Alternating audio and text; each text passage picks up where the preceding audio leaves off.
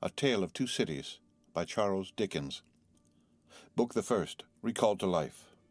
Chapter 2, The Mail. It was the Dover Road that lay, on a Friday night late in November, before the first of the persons with whom this history has business. The Dover Road lay, as to him, beyond the Dover Mail, as it lumbered up Shooter's Hill. He walked uphill in the mire by the side of the mail, as the rest of the passengers did, not because they had the least relish for walking exercise under the circumstances, but because the hill, and the harness, and the mud, and the mail were all so heavy that the horses had 3 times already come to a stop, besides once drawing the coach across the road with the mutinous intent of taking it to Blackheath.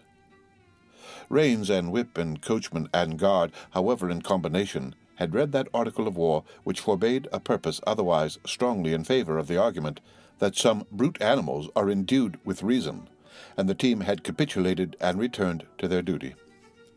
With drooping heads and tremulous tails, they mashed their way through the thick mud, floundering and stumbling between whiles, as if they were falling to pieces at the larger joints. As often as the driver rested them and brought them to a stand with a wary "Whoa-ho! So-ho, then!" the near leader violently shook his head, and everything upon it, like an unusually emphatic horse, denying that the coach could be got up the hill. Whenever the leader made this rattle, the passenger started, as a nervous passenger might, and was disturbed in mind. There was a steaming mist in all the hollows, and it had roamed in its forlornness up the hill like an evil spirit, seeking rest and finding none. A clammy and intensely cold mist, it made its slow way through the air in ripples that visibly followed and overspread one another, as the waves of an unwholesome sea might do. It was dense enough to shut out everything from the light of the coach lamps but these its own workings, and a few yards of the road, and the reek of the labouring horses steamed into it as if they had made it all. 2 other passengers besides the one were plodding up the hill by the side of the mail. All 3 were wrapped to the cheekbones and over the ears and wore jack-boots. Not one of the 3 could have said from anything he saw what either of the other 2 was like, and each was hidden under almost as many wrappers from the eyes of the mind as from the eyes of the body of his 2 companions. In those days, travellers were very shy of being confidential on a short notice, for anybody on the road might be a robber or in league with robbers. As to the latter, when every posting-house and ale-house could produce somebody in the captain's pay, ranging from the landlord to the lowest stable nondescript, it was the likeliest thing upon the cards. So the guard of the Dover Mail thought to himself that Friday night in November 1775, lumbering up Shooter's Hill as he stood on his own particular perch behind the mail, beating his feet and keeping an eye and a hand on the arm-chest before him, where a loaded blunderbuss lay at the top of 6 or 8 loaded horse pistols deposited on a substratum of cutlass. The Dover Mail was in its usual genial position that the guard suspected the passengers suspected one another and the guard, they all suspected everybody else, and the coachman was sure of nothing but the horses, as to which cattle he could with a clear conscience have taken his oath on the 2 testaments that they were not fit for the journey. "Whoa-ho!"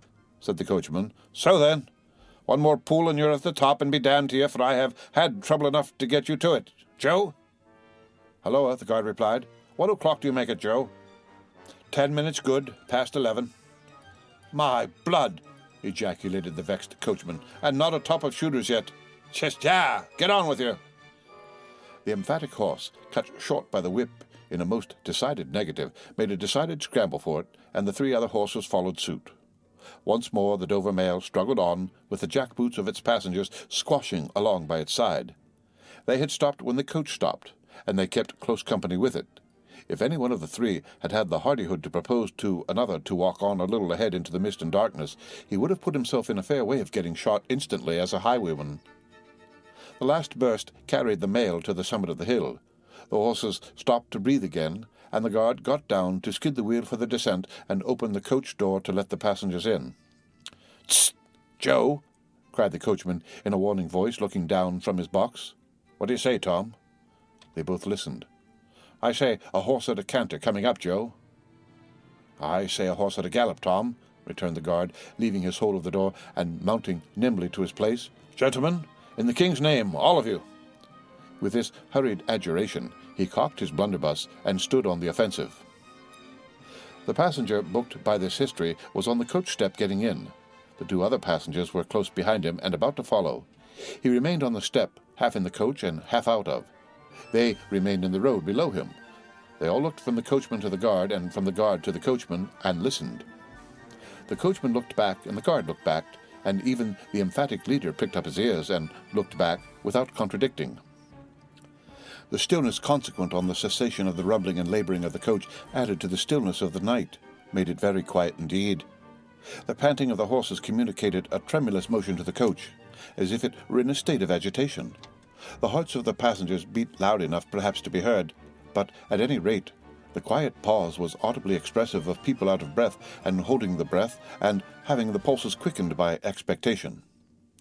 The sound of a horse at a gallop came fast and furiously up the hill. "So-ho!" the guard sang out, as loud as he could roar. "You there! Stand! I shall fire!" The pace was suddenly checked, and with much splashing and floundering, a man's voice called from the mist. "Is that the Dover mail?" "Never you mind what it is," the guard retorted. "What are you?" "Is that the Dover mail?" "Why do you want to know?" "I want a passenger if it is." "What passenger?" "Mr. Jarvis Lorry." Our booked passenger showed in a moment that it was his name. The guard, the coachman, and the two other passengers eyed him distrustfully. "Keep where you are," the guard called to the voice in the mist, "because if I should make a mistake, it could never be set right in your lifetime. Gentleman of the name of Lorry, answer straight." "What is the matter?" asked the passenger then, with mildly quavering speech. "Who wants me? Is it Jerry?" "I don't like Jerry's voice if it is Jerry," growled the guard to himself. "He's hoarser than suits me as Jerry." "Yes, Mr. Lorry. What is the matter?" "A despatch sent after you from over yonder, T and Company." "I know this messenger, guard," said Mr. Lorry, getting down into the road, assisted from behind more swiftly than politely by the other two passengers, who immediately scrambled into the coach, shut the door, and pulled up the window. "He may come close. There's nothing wrong." "I hope there ain't, but I can't make so nation sure of that," said the guard in gruff soliloquy. "Hallo, you!" "Well, and hallo, you," said Jerry, more hoarsely than before. "Come on at a foot pace. Do you mind me? And if you got holsters to that saddle of yourn, don't let me see your hand go nigh 'em, for I'm a devil at a quick mistake, and when I make one it takes the form of lead. So now let's look at you." The figures of a horse and rider came slowly through the eddying mist, and came to the side of the mail, where the passenger stood.